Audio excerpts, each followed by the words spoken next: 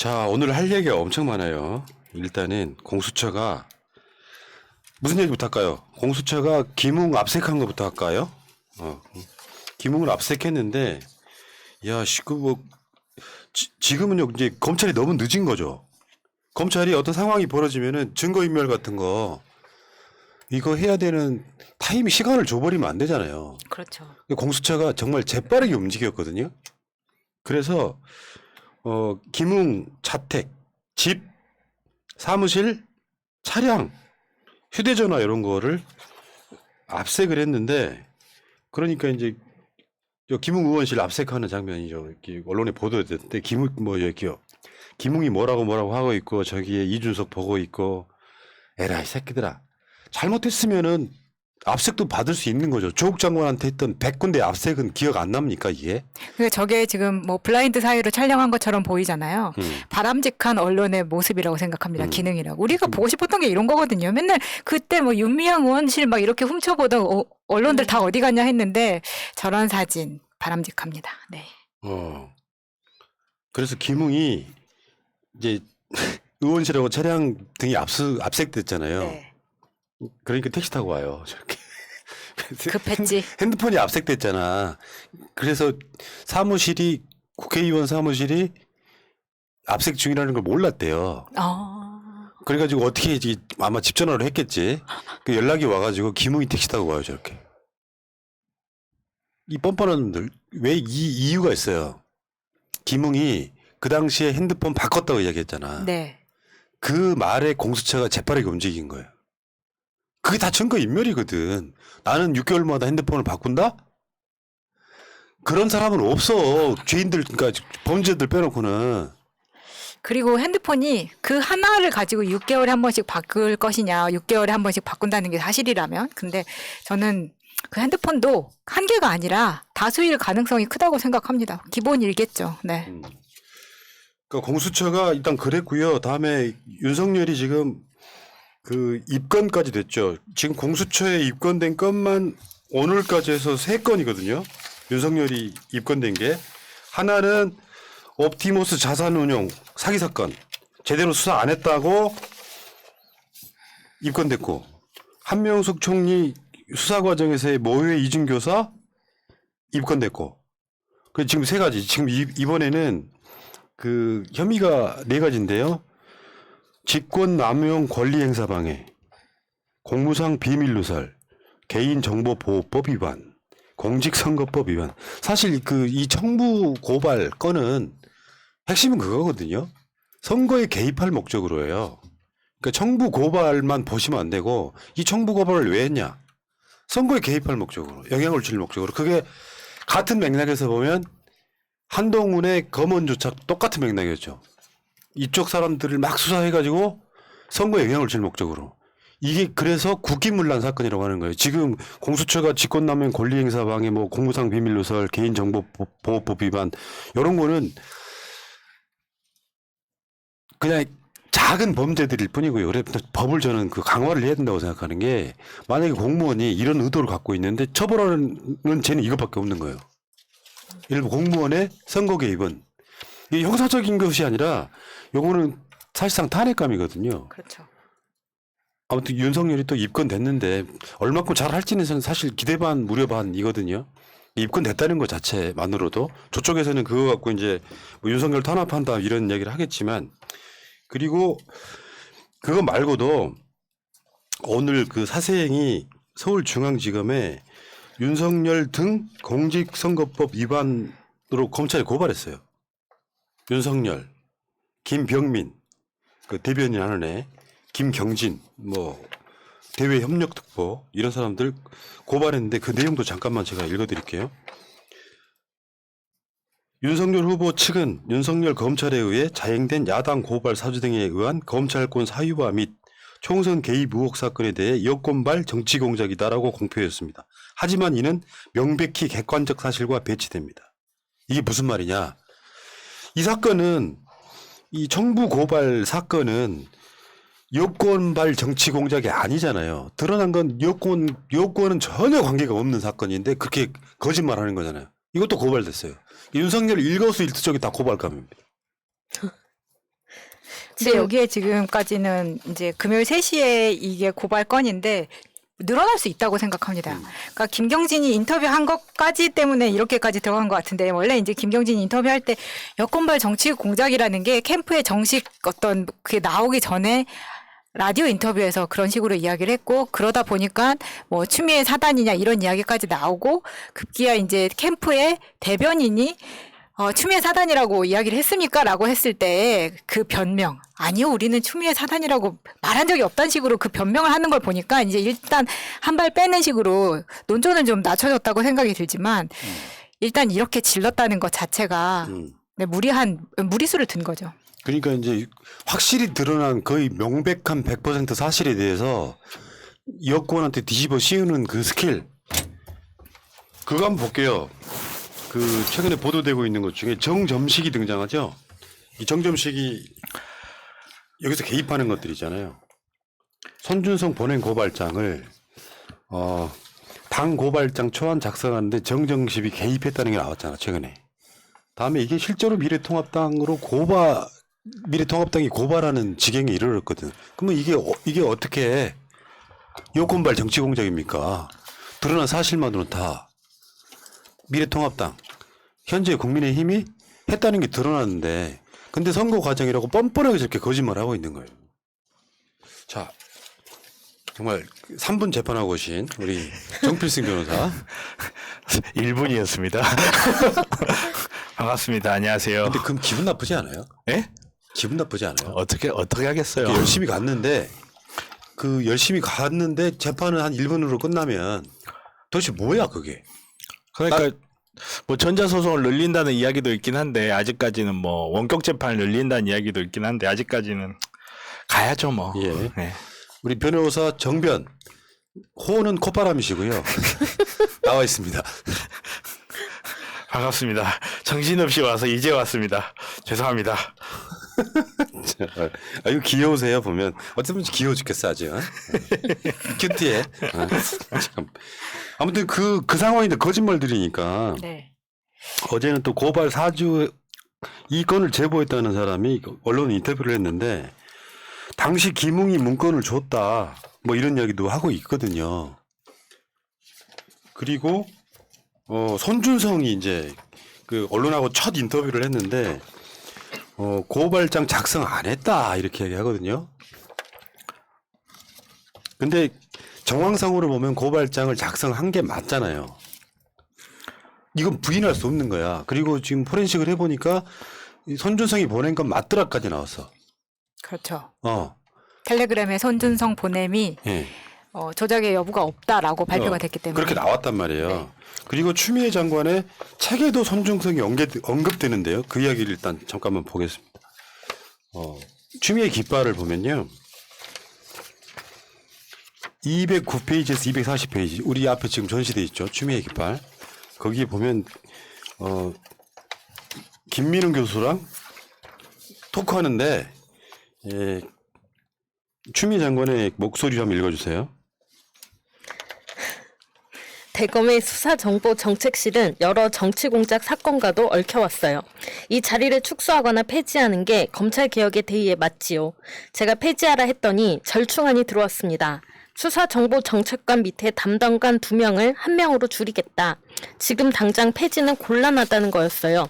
너무 급격한 변화는 조직의 반발을 부르니까 일단 수용했지만 사람은 바꿔야 한다고 했습니다. 그렇게 축소 개편될 경우 차장 검사급에서 부장 검사급으로 직급이 낮아지기 때문에 직급에 맞춰 인사 배치를 해야 한다고 한 것이죠. 그러자 수사정보정책관 손중성, 원래는 손땡땡으로 되어 있습니다. 손땡땡은 그대로 둬야 한다고 엄호하는 거예요. 못 바꾸겠다는 거죠. 여기저기 손을 써서 장관의 제청을 막는 수를 쓰는 겁니다. 그러니까 이미 이 책이 나온 지 꽤 됐잖아요. 몇 개월 됐잖아. 네. 근데 여기에 이미 손준성이 언급되고 있는 거예요.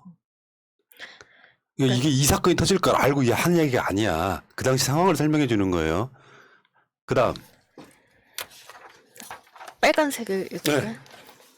판사 사찰 문건에 대해 제가 11월 26일 대검 감찰부에 수사를 의뢰했지만 손 땡땡이 계속 그 자리에 있으니 수사가 제대로 이루어지지 않았죠. 대검 차장이 서울 고검으로 배당해서 제가 물러난 직후에 무혐의로 사건을 덮어버렸습니다. 참 치밀하고 대담해요. 판사 사찰 문건 무혐의 사건은 앞으로 반드시 공수처에 이첩해야 하는 사건입니다. 최근 최강욱 의원, 김남국 의원, 이재정 의원 등이 결성한 철험회가 이 사건을 공수처로 이첩할 것을 공개적으로 촉구했어요. 그러니까 이미 지금 여러분들 앞에 보시는 저 추미애 깃발 239에서 240페이지에 이 내용이 들어있다는 거예요. 근데 지금 와서 윤석열은 지금 뭐 오늘도 보니까 뭐 열심히 뭐 어쩌고저쩌고 이야기를 하던데 이제 어디까지 왔냐면 그게 사실이라면 이란 전제로 도의적 책임이 있다까지 진중권하고 하더라고요. 오늘 그 면접 뭐 보면서. 도의적으로 사과는 할 수 있다 이 정도로 하는 거죠. 그러니까 결국에는 뭐 이야기가 복잡한 것 같지만 복잡한 거에 빨려들지 마십시오. 지금 손준성한테 그게 나온 게 사실이고 그거를 미래통합당이 받아서 고발한 게 사실이고 그리고 저는 이게 처음이 아닐 거라고 유추해보고요. 당연하죠. 이미 네. 자유한국당 때부터 조국 장관 고발하는 데까지 다 얽혀 있다고 생각을 하고요. 맞습니다. 그러니까 여기서 지금 공수처 입장에서는 뭐 김웅이 뭐 전화 뭐 6개월마다 한 번씩 바꾼다? 그 증거 인멸로 본 거거든요. 그러니까 압색할 명분을 줘버린 측면이 분명히 있다 이렇게 생각을 합니다. 그러니까 윤석열이 손준성이 추미애 사람이다 이런 식으로 얘기를 하는데 그 조직 개편을 하면서 차장 검사에서 부장 검사로 손준성이 낮아져야 되니까 직급이 다른 데로 보내려고 했는데 그 사람만은 보내지 말아달라 해서 직급 낮아져도 괜찮냐 하니까 괜찮다고 해서 남은 거잖아요. 근데 이게 어떻게 추미애 사람입니까? 내 식구 챙기는 그 사람의 사람이지. 그리고 윤석열이 왜 내 손발을 자르려고 하느냐고 이미 한번 짜증을 낸 상황이었어요. 그런데 그 사람을 지금 인터뷰할 때는 윤석열 캠프 쪽에서는 이게 추미애 사람이다. 손준성이 추미애 사람이라고 주장을 했다가 어떨 때는 또 최강욱 의원의 사람이라고 했다가 그러면 대체 최강욱 의원이 사주를 했다면 자기를 고발하라고 사주를 했다는 게 말이 됩니까? 이런 부분에 있어서는 또 대답을 못 해요. 예. 그러니까 사실은 지금 현재 국민의힘은 증거 인멸 중이에요. 뭐 당무감사를 뭐니 하겠다고 했지만 얘들이 한 말이 다 거짓말로 드러났잖아. 정점식만 해도 9월 2일 날 뭐라 그랬는데 그걸 받은 적도 없고 직접 받은 적도 없고 보고 받은 적도 없습니다. 근데 드러났어. 근데 이 얘기를 할 때 장제원이 캠프 내에서 입이 안 맞춰진 상태에서 인터뷰를 했던 것 같아요. 뭐라 그러냐면 우리가 만약에 정말로 고발을 할 것 같았으면 정점식 의원과 윤석열이 굉장히 친분이 두터운데 왜 정점식을 패스하고 김웅에게 줬겠느냐 이런 식으로 얘기를 했었단 말이에요. 그러면서 정점식이 자기는 보고받은 적도 없다 그랬는데 이 장제원이 진짜 신의 한 수를 둔 거거든요. 말실수 크게 한 겁니다. 그러고 해서 일주일 후에 그게 다 밝혀지니까 정점식이 보좌관이 초안 받아 보고하고 내 지시로 당무감사실에 전달했다라고 이렇게 말이 바뀝니다. 예. 실제로 이거 보니까요. 김웅이 손준성한테 받아가지고 어제 우리가 방송에서 이야기했던 조땡땡 당시 선대위 부위원장이었더만 이 사람한테 그 조땡땡이 받아가지고 김연땡이라고 하는 변호사 법률 지원단으로 토스를 해요. 근데 그 김연땡이라고 하는 변호사가 황교안 1년 후배 변호사야. 대학교 1년 후배. 그러니까 이렇게 보면 민주당이 개입되어 있는 건 단 한 건도 없는 거예요. 캠프 간에 지들끼리 싸움을 하고 있는 거야. 그렇죠. 이거 밝혀. 최소한 윤석열은 낙마시키자. 뭐 이런 이야기를 할 수 있을 것 같고요. 자, 진짜 문제는 윤석열도 그랬지. 내가 시킨 증거 있으면 가져와 보란 말이야. 뭐 이런 식으로 이야기를 했잖아요. 손준성은 지금 휴가 가버렸다 그러죠? 네. 과연 휴가를 갔을까요? 근데 손준성도 그랬죠. 내가 작성 안 했다고. 전달은 했죠. 전달은 확실하게 나왔죠. 빼박이죠. 여기서 중요한 게 등장을 하는 거예요. 윤석열도 자기가 지시 안 했다 그랬죠. 그 증거를 찾을 수 없을 거예요. 손준성은 내가 안 만들었다 그랬죠. 근데 그거 대검에서 나왔죠. 그럼 누가 만들었을까요? 어려운 질문이지. 손준성 밑에는 쫄다구들이 있어요. 그 소위 말하는 범정의 과장 또는 수사관들한테 쓰라고 시킵니다. 그래가지고 손준성이 검토를 한 다음에 요거 본인은 역할만 한 거예요. 그러니까 손준성이 그랬잖아. 내가 안 썼다고. 저는 사실 그림을 좀 다르게 그렸는데 처음에 제가 저번 주에 사실 여기 와서 주인공이 3명인데 국민의힘 미래통합당이 너무나 소외되고 있다라고 이야기를 했었잖아요. 그러면 이 사건이 제대로 터졌다면 만약에 그래서 가장 이익을 많이 볼 게 누구죠? 미래통합당이란 말이에요. 그때 당시에. 그러면 만약에 이분들이 저는 거짓말 할 리가 없다고 생각해요. 손준성이 거짓말 할 리가 없고 정점식이 자기가 보고 받았는데 안 받았다고 할 리가 없다고 생각해요. 그러면 이 모든 게 맞으려면 이건 어디까지나 제 생각입니다. 정점식이 작성해서 손준성한테 보내서 감수를 받은 다음에 김웅한테 전달됐다면 그러면 모든 이야기가 딱 맞아져요. 가장 이익을 많이 본 집단하고 검찰이 아무런 입을 안 맞췄다라고 가정하는 건 전 조금 무리가 있다고 생각하거든요. 그러니까 이게 검찰이 일방적으로 작성해서 미래통합당한테 전달됐다기보다는 최소한의 상호 간의 일정 부분의 의사소통하에서 작성됐다라고 보는 게 저는 맞다고 생각하고 이제 또 재밌는 게 이게 뭐 당일날 그때가 4월 8일이었나요? 4월 8일 날 당일날 오전에 있었던 일을 그날 오후에 전달이 된다는 게 말이 나 되느냐 이런 식으로 이야기를 하는데 그거 정말 말이 안 되는 이야기예요. 근데 다만 그 사건에 대해서 이미 사실관계를 알고 있는 당사자가 개입된다면 이야기가 달라지거든요. 근데 저는 좀 생각이 달라요. 그거는 당의 국회의원이잖아요. 만들어서 보내는 경우는 저는 사실상 불가능하다고 봐요. 이 정치판의 구조상. 그러니까 거기에 대해서 제가 살짝 이제 거기에 대해서 약간 좀 더 조금 더 깊이 들어가서 이야기를 해보면 지금 검찰이나 공수처의 움직임이 너무 빨라요. 그러니까 전에도 말씀드렸다시피 단지 고발장을 손 검사가 김웅한테 전달했고 이게 전달됐다. 요것만 갖고는 제가 봤을 때는 형사적으로 문제가 될 만한 게 별로 없거든요.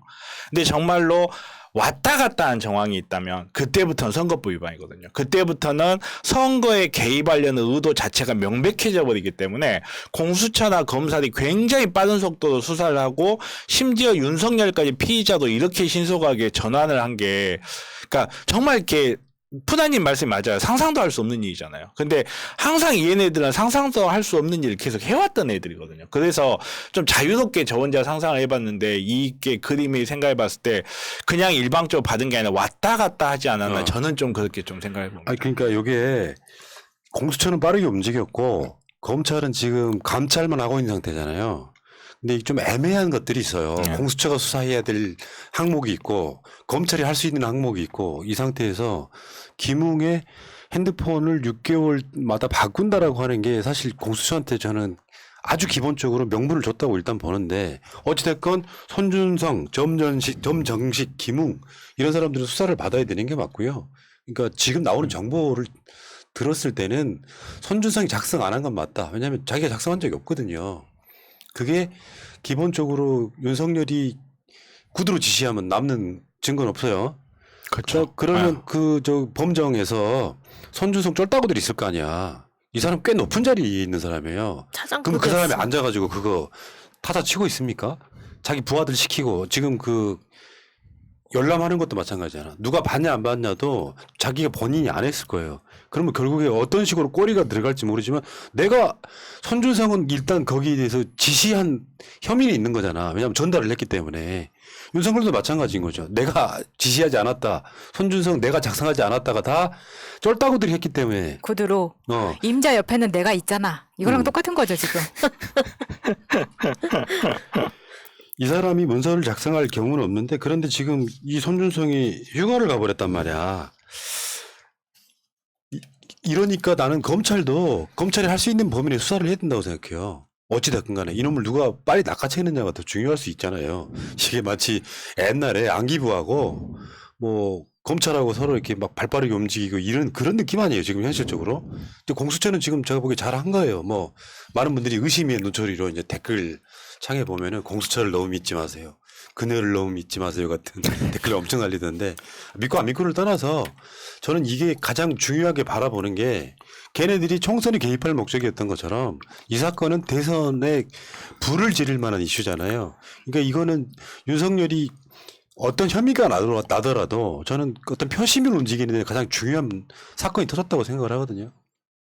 이게 지금 제대로 못 막으면 이 불은 이렇게 국진당 전체로 옮겨갈 수밖에 없어서 국진당도 엄청 머리 아플 것 같아요. 왜냐하면 결국은 뭐 전신이었던 미래통합당의 일이라고 하지만 결국은 이 춘판에서 놀아난 거잖아요. 물론 어디까지나 저의 상상입니다만은 이 춘판에서 놀아났던 사실이 밝혀지게 된다면 이거는 제가 봤을 때는 박근혜 이후로 최대 위기가 국진당한테 올 수밖에 없어서 또 다시 옛날에 박근혜 꼬리 자르듯이 국진당에서도 꼬리를 자르려고 할 수밖에 없다. 그런 모양새가 돼버리고 있다라고 저는 보고 있어요. 야, 그러면 이제 살짝 윤석열이 오늘 그 진중권한테 한 말인데 손준성이 초안을 전달했다면 관리 책임이 있다. 내가 대국민 사과할 수도 있다까지 지금 물러나고 있어요. 그래서 너도 나도 도의적인 사과는 내가 하겠다고 난리들이네요. 유연병 진짜. 지금 하지. 그게 사실 변호사 테크닉인데요. 변호사 테크닉인데 저희가 항상 잘못을 한 사람하고 이야기를 할 때가 있을 거 아니에요. 그 사람들한테 항상 신신다고 할 때 이게 사과할 상황이 되면 앞에다 도의적을 꼭 붙여달라고 이야기를 해요. 아. 왜냐면 그걸 붙였냐 안 붙였냐에 따라서 나중에 발뺌하기는 게 수준이 달라지거든요. 정말.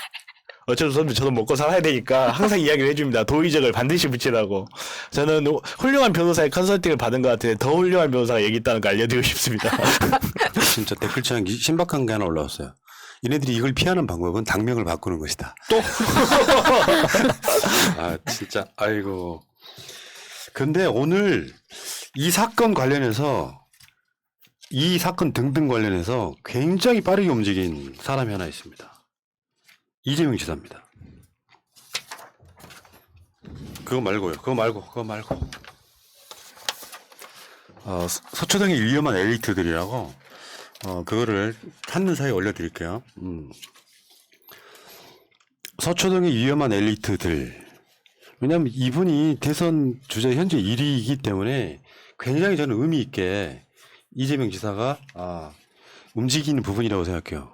그러니까 지금 현재 검찰은 대선에 영향을 안 주고 있죠. 그게 그 김호수 검찰총장을 임명하고 각종 것들을 바꿔낸 거, 정권을 지키라고 한 게 아니라 검찰이 대선에 개입할까봐 상당히 인사 이동을 많이 시켰잖아요. 근데 지금 앞으로 대통령이 유력한 사람이 드디어 여기에 대해서 이제 본인의 생각을 드러낸 겁니다. 서초동의 위험한 엘리트들, 조직에 충성하고 직무에 충실하며 주어진 역할을 다했을 뿐이다. 2차 세계대전 후 나치 부역한 사람들이 보인 태도였다고 합니다.